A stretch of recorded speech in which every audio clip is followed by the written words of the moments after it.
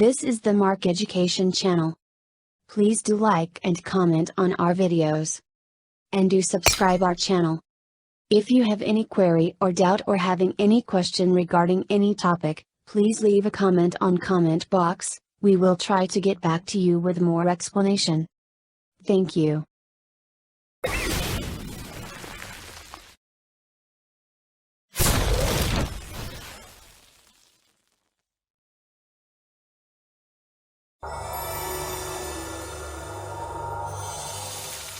Hello everyone, स्वागत है आपका द मार्क एजुकेशन के यूट्यूब चैनल पे। फ्रेंड, आज हम आपके लिए लेके आए इलेक्ट्रोस्टैटिक का अगला पार्ट और आज हम बात करेंगे इलेक्ट्रिक फील्ड लाइंस और इलेक्ट्रिक फ्लक्स के बारे में। फ्रेंड, इलेक्ट्रिक फील्ड लाइंस को हम लोग जो है इलेक्ट्रिक लाइन ऑफ फोर्सेस भी कहते हैं। इसका दूसरा नाम इलेक्ट्रिक लाइंस ऑफ फोर्सेस, इसे हम इलेक्ट्रिक लाइन ऑफ फोर्सेस के नाम से भी जान सकते हैं। सबसे पहले बात करेंगे इसके डेफिनेशन की कि डेफिनेशन क्या होगी और किस तरीके से हम जो है इलेक्ट्रिक फील्ड लाइंस को डिफाइन करते हैं। तो friend, electric field lines are those imaginary curve in electric field such that if we draw a tangent at any point on the field line then it will give us the direction of electric field at that point। यानी कि कहने का मतलब ये है कि electric field line electric field में draw किया गया वो इमेजिनरी कर्व है या वो इमेजिनरी कर्व होते हैं जिसके किसी भी पॉइंट पे अगर हम एक टेंजेंट ड्रॉ करें तो वो टेंजेंट हमें उस पॉइंट पे इलेक्ट्रिक फील्ड की डायरेक्शन को बताया। तो फ्रेंड, ये बात थी डेफिनेशन की इलेक्ट्रिक फील्ड लाइंस का क्या डेफिनेशन होगा। आइए अब हम जानेंगे इनसे जुड़ी हुई कुछ इम्पॉर्टेंट बातें, इलेक्ट्रिक फील्ड लाइन से जुड़ी हुई कुछ इसकी प्रॉपर्टीज़। तो सबसे पहली प्रॉपर्टी की हम बात कर रहे हैं फ्रेंड। तो सबसे पहला प्रॉपर्टी क्या है? प्रॉपर्टी नंबर 1, 2 और more field lines, 2 or more field lines can never intersect each other। तो ये पहली प्रॉपर्टी है फील्ड लाइन की कि दो या दो से ज़्यादा फील्ड लाइंस कभी भी आपस में इंटरसेक्ट नहीं करती हैं। अब इसके कारण की बात कर लेते हैं कि ऐसा क्यों।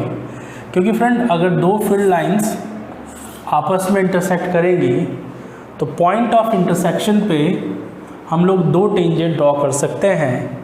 एक टेंजेंट इस वाले कर्व के अलोंग और जबकि दूसरी टेंजेंट हम लोग जो है इस वाले कर्व के अलोंग कर सकते हैं। ठीक है, तो जैसा कि हम जानते हैं कि इलेक्ट्रिक फील्ड लाइन के किसी भी पॉइंट पे ड्रॉ किया गया जो टेंजेंट है वो इलेक्ट्रिक फील्ड की डायरेक्शन को बताता है। तो अगर दो फील्ड लाइन आपस में इंटरसेक्ट कर गई तो एक सिंगल पॉइंट पर यहाँ दो डायरेक्शन होंगी इलेक्ट्रिक फील्ड की, जो कि प्रैक्टिकली पॉसिबल नहीं है। तो इसी वजह से दो या दो से ज़्यादा फील्ड लाइंस कभी भी इंटरसेक्ट नहीं करती हैं। तो ये बात आप याद रखिएगा। पहली प्रॉपर्टी है कि दो या दो से ज़्यादा फील्ड लाइंस कभी भी इंटरसेक्ट नहीं कर। हाँ फ्रेंड, ऐसा हो सकता है कि दो फील्ड लाइंस आपस में टच कर जाएं। जैसे मान लीजिए एक फील्ड लाइन ये है और दूसरी फील्ड लाइन इस तरह से है। मतलब ये पॉसिबिलिटी है कि दो फील्ड लाइंस आपस में इस तरह से टच करके चली जाए, कोई और फील्ड लाइन हो वो इस तरीके से जो है चली जाए, तो लेकिन इंटरसेक्ट नहीं करेंगे आपस में। ठीक है, तो फील्ड लाइंस का जो इंटरसेक्शन है वो नहीं होता है किसी भी कंडीशन में। चलिए अब बात करते हैं हम लोग इसकी अगली प्रॉपर्टी की। सेकंड प्रॉपर्टी की हम लोग बात करेंगे फील्ड लाइन से जुड़ी हुई बात। सेकंड प्रॉपर्टी, फील्ड लाइंस का जो ओरिजिन है, फील्ड लाइंस का जो ओरिजिन पॉइंट है वो एक पॉजिटिव चार्ज है। मतलब for a positive charge electric field lines emerges out radially outward, या हम ये कह सकते हैं कि किसी पॉजिटिव चार्ज के लिए इलेक्ट्रिक फील्ड लाइंस जो है इस तरीके से बाहर की तरफ निकलती हैं, हर डायरेक्शन में निकलती हैं। तो पॉजिटिव चार्ज को हम इलेक्ट्रिक फील्ड लाइंस के लिए उसका ओरिजिन पॉइंट कह सकते हैं। जबकि फ्रेंड जो नेगेटिव चार्ज है, नेगेटिव चार्ज किसी फील्ड लाइन के लिए टर्मिनल पॉइंट कहलाता है, यानी कि फील्ड लाइंस नेगेटिव पोल पे जाके जो है एंड होती हैं। तो इस तरीके से जो है होगा कि जो फील्ड लाइंस हैं वो नेगेटिव चार्ज के लिए रेडियली इनवर्ड यानी कि इस तरह अंदर की तरफ आती हैं, जबकि पॉजिटिव चार्ज के लिए आपने देखा पॉजिटिव चार्ज के केस में जो फील्ड लाइंस हैं वो फील्ड लाइंस बाहर की तरफ होती हैं। तो ये इसकी सेकंड प्रॉपर्टी थी कि इलेक्ट्रिक फील्ड लाइंस जो है पॉजिटिव चार्ज के लिए बाहर की तरफ निकलती हैं, जबकि नेगेटिव चार्ज के लिए इलेक्ट्रिक फील्ड लाइन उसकी ओर यानी कि अंदर की तरफ आती हैं। आइए अब हम बात करते हैं इनके इसकी तीसरी प्रॉपर्टी की, थर्ड प्रॉपर्टी की बात करेंगे। देखिए फ्रेंड, तीसरा प्रॉपर्टी क्या है इलेक्ट्रिक फील्ड लाइन से जुड़ा हुआ? तीसरा प्रॉपर्टी ये है कि electric field lines, crowded electric field lines represent strong electric field region. मतलब जैसे मान लीजिए फील्ड लाइंस मैं इस तरह दिखा रहा हूँ यहाँ पे पैरेलल, और कुछ फील्ड लाइंस मैं यहाँ पे इस तरीके से दिखा रहा हूँ, ठीक है। तो कहने का मतलब मेरा ये है कि इलेक्ट्रिक फील्ड लाइन जितनी ज़्यादा क्राउडेड होंगी यानी कि जितनी ज़्यादा डेंस होंगी, इलेक्ट्रिक फील्ड उतना ही वहाँ पे स्ट्रॉन्ग होगा। तो अगर यहाँ पे इलेक्ट्रिक फील्ड इंटेंसिटी E2 है और यहाँ इलेक्ट्रिक फील्ड इंटेंसिटी का मैग्नीट्यूड E1 है, तो अगर हम कंपेयर करना चाहें तो हम ये कह सकते हैं magnitude E2 is greater than the magnitude E1। तो ये बात आप याद रखिएगा कि क्राउडेड या फिर डेंस जो इलेक्ट्रिक फील्ड लाइंस हैं वो स्ट्रॉन्ग इलेक्ट्रिक फील्ड रीजन को रिप्रेजेंट करती हैं। बात करते हैं इसकी फोर्थ प्रॉपर्टी की, प्रॉपर्टी नंबर 4। फोर्थ प्रॉपर्टी क्या है? फोर्थ प्रॉपर्टी है पैरेलल और equidistant field lines represent uniform electric field region. यानी कि इस तरीके से अगर हम बात करेंगे कि ये इस तरह का एक पैटर्न है इलेक्ट्रिक फील्ड लाइंस का, तो अगर इस तरह का हमारे पास पैटर्न हो तो ये पैटर्न जो है यूनिफॉर्म इलेक्ट्रिक फील्ड रीजन को रिप्रेजेंट करेगा, यूनिफॉर्म इलेक्ट्रिक फील्ड। ठीक है फ्रेंड, ये याद रखिएगा। इस तरह का जो फील्ड लाइंस का पैटर्न है वो यूनिफॉर्म इलेक्ट्रिक फील्ड लाइंस को रिप्रेजेंट करता है, जबकि इस तरह का जो पैटर्न है जिसमें कोई सिमिलैरिटी ना हो, कोई भी फील्ड लाइन आपस में पैरेलल ना हो, तो ये जो है नॉन यूनिफॉर्म इलेक्ट्रिक फील्ड को रिप्रेजेंट करता है। तो ये बात आप याद रखेंगे।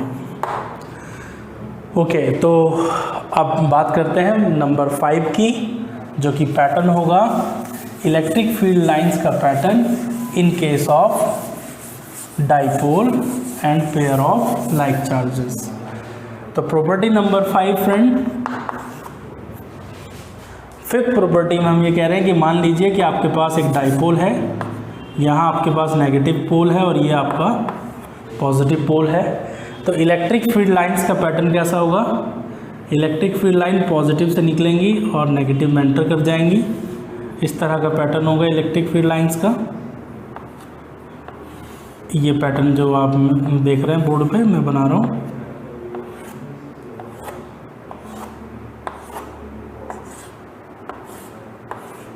ये देखिए फील्ड लाइंस का जो पैटर्न है फ्रेंड वो कुछ इस तरह का पैटर्न होगा।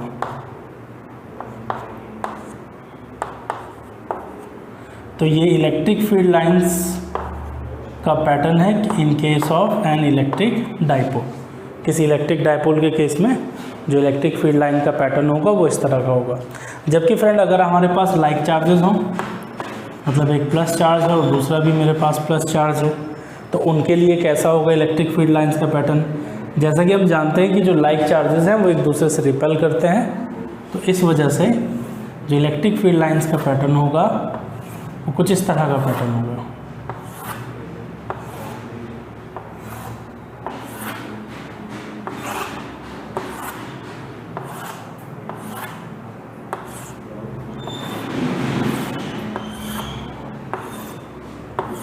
ये देखिए फ्रेंड, ये दोनों डायग्राम अलग हैं।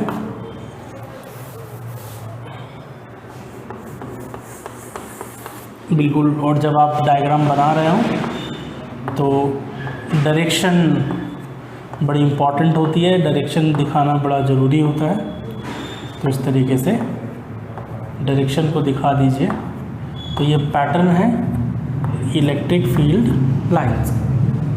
ठीक है फ्रेंड, सेम पैटर्न होगा नेगेटिव के लिए, बस डिफरेंस ये होगा कि नेगेटिव के लिए जो एरो होगा वो टुवर्ड्स द नेगेटिव चार्ज हो जाएगा। फ्रेंड, ये बात थी इलेक्ट्रिक फील्ड लाइंस की, और इलेक्ट्रिक फील्ड लाइंस से जुड़ी हुई कुछ ज़रूरी बातें जो हमें जाननी चाहिए। अब हम बात करते हैं आपसे इलेक्ट्रिक फ्लक्स के बारे में। अगला टॉपिक हम स्टार्ट कर रहे हैं अपना इलेक्ट्रिक फ्लक्स। फिर इसके बाद हम लोग बात करेंगे गॉसेस थ्योरम की।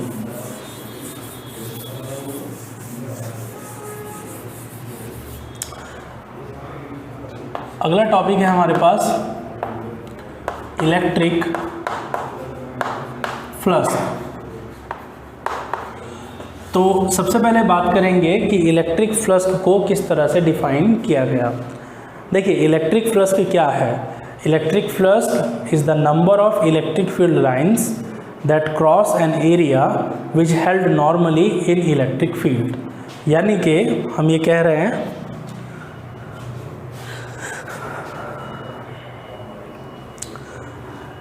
कि अगर हम किसी एरिया को, सपोज मेरे पास ये कोई एरिया है, कोई इमेजिनरी पोर्शन है, या कोई किसी भी एरिया की हम बात कर रहे हैं रियल की, और इसे हम इलेक्ट्रिक फील्ड में रख दें नॉर्मली, तो कितनी इलेक्ट्रिक फील्ड लाइंस इस एरिया को क्रॉस करके जाएंगी, उन इलेक्ट्रिक फील्ड लाइंस के नंबर को हम लोग इलेक्ट्रिक फ्लक्स कहते हैं। यहाँ काफ़ी और इलेक्ट्रिक फील्ड लाइंस हैं, मतलब सिर्फ सिंप्लिसिटी के लिए हम लोगों ने यहाँ कुछ इलेक्ट्रिक फील्ड लाइंस आपको बना के दिखाई हैं। तो इलेक्ट्रिक फ्लक्स मैथमेटिकली जो डिफाइन किया गया है, mathematically electric flux is define as E dot S, यानी कि electric flux is defined as the scalar product of electric field and the area vector. अब फ्रेंड, ये आपके पास क्वेश्चन है कि भाई एरिया वेक्टर क्या है, आप किसे एरिया वेक्टर कह रहे हैं? क्योंकि हमें तो मालूम है कि एरिया जो है एक स्केलर क्वांटिटी है, तो फिर हम लोग इसे वेक्टर क्यों कह रहे हैं? बिल्कुल, ये आपका अगर सवाल है तो ये बहुत अच्छा क्वेश्चन है।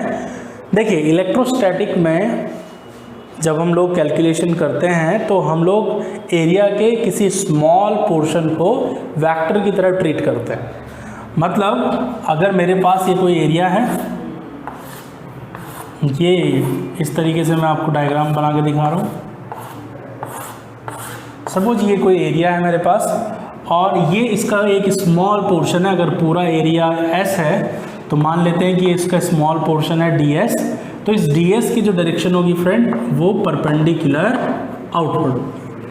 तो आप याद कर लीजिए, पूरा बड़ा area, large part of area is scalar, but in electrostatic और in electrodynamics we can consider a small portion of an area as a vector quantity, and the direction of that small portion, or called the area vector, is radially outward or perpendicular to the plane in outward direction. Okay, so ये जो S है friend, ये angle है किस के बीच में? Electric field और area vector के बीच में। तो इसको समझते हैं, इसको हम समझने की कोशिश करते हैं डायग्राम की हेल्प से कि भाई ये एरिया जो है का जो एंगल है और इलेक्ट्रिक फील्ड का एंगल है वो किस तरह से बन रहा है। तो मान लेते हैं कि हमारे पास कुछ इस तरह की सिचुएशन यहाँ पर है। ये मेरे पास एक सिचुएशन है और इलेक्ट्रिक फील्ड लाइंस इस तरह से पास हो रही हैं, इलेक्ट्रिक फील्ड लाइन इस तरह पास हो रही है। तो इस पॉइंट पे परपेंडिकुलर मैं ड्रॉ करूँगा नॉर्मल टू द सरफेस, तो उसे हम लोग n कैप से डिनोट करेंगे। तो ये स्मॉल पोर्शन मैंने लिया है DS, तो ये जो एंगल है फ्रेंड, इसी एंगल को हम लोग क्या कह रहे हैं, थीटा कह रहे हैं। यानी कि अगर इस फॉर्मूले को आप कंप्लीट एंगल के फॉर्म में लिखना चाहें तो इलेक्ट्रिक फ्लक्स होगा phi is equals to E S cosine theta, E S cosine theta. ये बात आप याद रखेंगे कि phi E is equal to E S cosine theta होगा। चलिए अब हम बात कर लेते हैं जो है फ्लक्स के मैक्सिमम और मिनिमम वैल्यूज़ के बारे में, कि फ्लक्स किस केस में मिनिमम होगा और किस केस में मैक्सिमम होगा। जैसा कि आप जानते हैं कि मैथमेटिकली इलेक्ट्रिक फ्लक्स को इस फॉर्मूले से डिफाइन किया गया है। तो हम ये कहेंगे पहली बात, if theta is equal to 0 degree, अगर थीटा की वैल्यू 0 हो यानी कि इलेक्ट्रिक फील्ड और एरिया वेक्टर दोनों एक दूसरे के पैरेलल हों, और वो पॉसिबल सिचुएशन ये हो सकती है कि अगर हमारा जो एरिया है वो इस तरह रखा गया हो और ये हमारी जो इलेक्ट्रिक फील्ड लाइंस हैं इस तरह पास हो रही हों, ठीक है, और ये जो एरिया वेक्टर है आपका वो इस तरह से हो, तो आप देख सकते हैं कि इलेक्ट्रिक फील्ड और एरिया वेक्टर दोनों एक दूसरे के पैरेलल हैं। तो इस कंडीशन में जो एंगल होगा वो 0 डिग्री होगा। अगर एंगल 0 डिग्री होगा so phi E is equals to, इसको लिखा जा सकता है E S cosine 0। So phi E is equals to E S, जो कि किसी फ्लक्स की मैक्सिमम वैल्यू कहलाती है। तो ये मैक्सिमम वैल्यू है फ्लक्स की, कि मैक्सिमम कितना फ्लक्स जो है किसी एरिया को क्रॉस कर सकता है, किसी एरिया से पास होके जा सकता है, तो उसका जो वैल्यू होगी वो इलेक्ट्रिक फील्ड टाइम्स एरिया होगी। बात करते हैं हम लोग सेकंड पॉइंट के बारे में, इसकी मिनिमम वैल्यू कब होगी।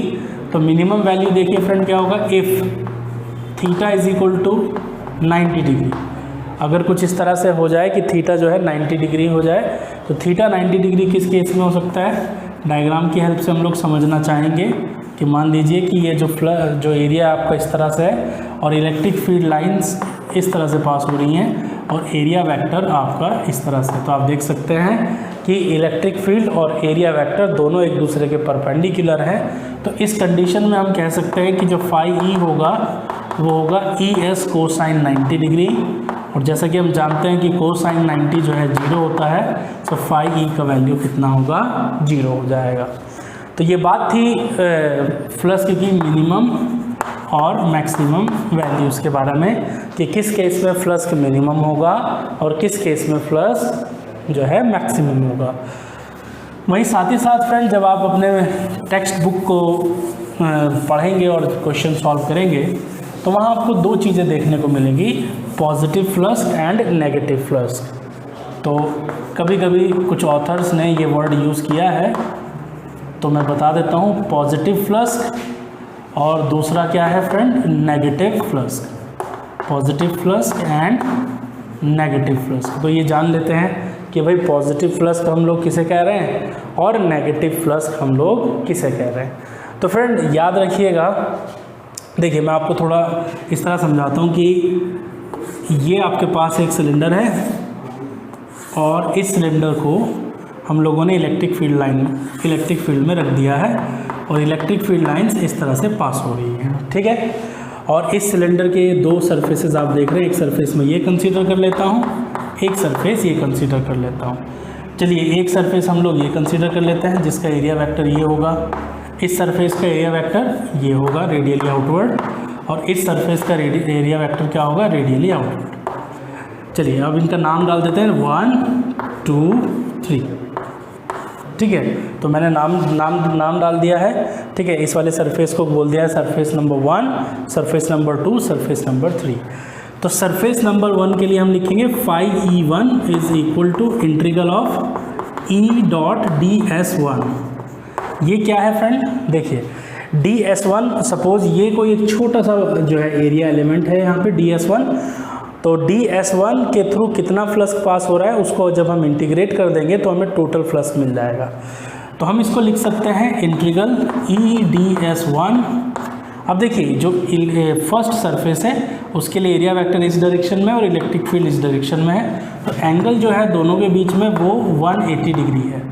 तो देखिए हम इसको cos 180 माइनस होता है -1, तो इसको लिख सकते हैं -E इंटीग्रल ऑफ DS1 तो साफ तौर पे इसे लिखा जाता है -ES1 लिखा जा सकता है, जहाँ DS1 का इंटीग्रेशन हम लोगों ने S1 यानी कि इस एरिया को माना है। वहीं फ्रेंड अगर हम बात करना चाहें जो है, तो ये कैलकुलेशन हो गई है, तो इसको मैं यहाँ रिज़ल्ट को हम लोग इधर लिख देते हैं कि जो φE1 हम लोगों ने कैलकुलेट किया वो बाय कैलकुलेशन आया -ES1। चलिए अब हम बात करते हैं जो है सेकंड सरफेस के लिए, सेम कैलकुलेशन करेंगे। सो φE2 इज इक्वल टू, इसको हम लिख सकते हैं integral of EDS2 surface integral है, क्योंकि हम सरफेस के रिस्पेक्ट में इंटीग्रेट कर रहे हैं, तो हम इसे लिख सकते हैं EDS2 कोसाइन 0 डिग्री। आप देख सकते हैं कि DS2 ये वाला स्मॉल जो है एरिया एलिमेंट है, और एंगल जो है आपका इलेक्ट्रिक फील्ड और एरिया के बीच में कितना है, 0 डिग्री है। तो हम इसको सिंपल लिख सकते हैं E इंटीग्रल DS2 जो कि ES2 के इक्वल होगा। ठीक है फ्रेंड, तो इस रिज़ल्ट को मैं यहाँ लिख देता हूँ कि φE2 हमने कैलकुलेट किया है -ES2। जबकि अगर हम थर्ड जो है उसकी बात करें, तीसरे एरिया की बात करें, तो मैं लिख सकता हूँ φE3 is equal to integral E.DS3। लेकिन फ्रेंड देखिए साफ तौर पे आप देख सकते हैं कि जो एरिया वेक्टर है और जो इलेक्ट्रिक फील्ड है वो एक दूसरे के परपेंडिकुलर है, तो एंगल जो होगा वो 90 डिग्री होगा। तो हम लिख सकते हैं EDS3 cos 90, और cos 90 आपका 0 हो जाएगा, तो ये हो जाएगा आपका 0। ठीक है, तो φE3 कितना हुआ फ्रेंड, φE3 आपका 0 होगा। देखिए ऑब्वियसली S1 और S2 जो एरिया है वो दोनों इक्वल है, तो आप चाहें तो S1 और S2 को लिख सकते हैं यहाँ पे। तो हम लिख सकते हैं कि as S1 is equal to S2 is equal to S, तो फाइनल रिजल्ट आपके पास आएगा φE1 is equal to -ES, और φE2 आपके पास आएगा, φE2 जो आएगा आपके पास +ES आएगा, और जो आपका φE3 है वो 0 आएगा। तो फ्रेंड आप समझ जाओ इस वाले फ्लक्स को क्या कहेंगे फ्रेंड, इसे कहेंगे हम लोग नेगेटिव फ्लक्स। इसे क्या कहेंगे, इसे कहेंगे हम लोग पॉजिटिव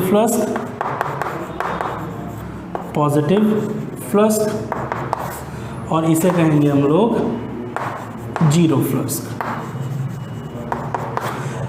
तो यहाँ डेफिनेशन से क्लियर हो जाता है, मैथमेटिकली हम लोग क्लियर कर पा रहे हैं।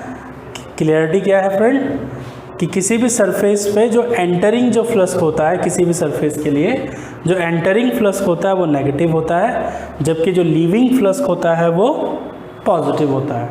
और नॉर्मली इलेक्ट्रिक फील्ड के नॉर्मली जो फ्लक्स होता है उसे हम क्या कहते हैं, जीरो फ्लक्स कहते हैं, यानी कि उसकी वैल्यू 0 होती है। ओके, तो अब हम बात करेंगे इलेक्ट्रिक फ्लक्स से जुड़ी हुई कुछ और बातें। तो देखिए किस तरीके से हम लोग जो है समझेंगे इलेक्ट्रिक फ्लक्स से जुड़ी हुई बातों को। तो फ्रेंड अब हम बात करना चाह रहे हैं आपसे इलेक्ट्रिक फ्लक्स की इम्पॉर्टेंट बातें कुछ। तो हम कहेंगे φE is a scalar quantity. तो फ्रेंड ये स्केलर क्वांटिटी है because it just a number of field lines, कि ये बताता है कि कितनी फील्ड लाइंस जो है क्रॉस करके जा रही हैं। नंबर 2, इलेक्ट्रिक फ्लक्स की जो SI यूनिट है, SI यूनिट देखिए फ्रेंड, फॉर्मूला क्या था आपके पास, फॉर्मूला था φ = ES कोसाइन थीटा। तो यहाँ से आप यूनिट निकाल सकते हैं। तो SI यूनिट क्या होगी, न्यूटन पर कूलम, और ये एरिया है मीटर स्क्वायर। तो सिंपल हम लिख सकते हैं न्यूटन मीटर स्क्वायर पर कूलम। अगर आप चाहें कि डायमेंशन फार्मूला भी लिखें तो यहीं आप उसका डायमेंशन फार्मूला भी निकाल सकते हैं, डायमेंशनल फार्मूला। देखिए फ्रेंड ये न्यूटन है आपका, सो ये हो जाएगा mL/t-2, ये आपका मीटर स्क्वायर है तो ये हो जाएगा L स्क्वायर, और डिवाइड कर रहे हैं आप कूलम से यानी कि AT। तो सिंपल आप लिख सकते हैं mL/3 t⁻³ A⁻⁻1। तो ये जो है इसका डायमेंशनल फॉर्मूला हो गया। ओके, सो आज की वीडियो लेक्चर में फ्रेंड इतना ही। जल्दी आपसे मिलेंगे एक नई वीडियो के साथ, एक नए टॉपिक के साथ। तब तक आप पढ़ते रहें, अपने सिलेबस को रिवाइज करते रहें, और अगर आप हमसे कोई सवाल पूछना चाहते हैं तो वीडियो के डिस्क्रिप्शन में टेलीग्राम का जो लिंक है आप उसे क्लिक कर कीजिए। जुड़िए द मार्क एजुकेशन के टेलीग्राम ग्रुप से, जहां आप पूछ सकते हैं हमसे सीधा सवाल। Thank you very much.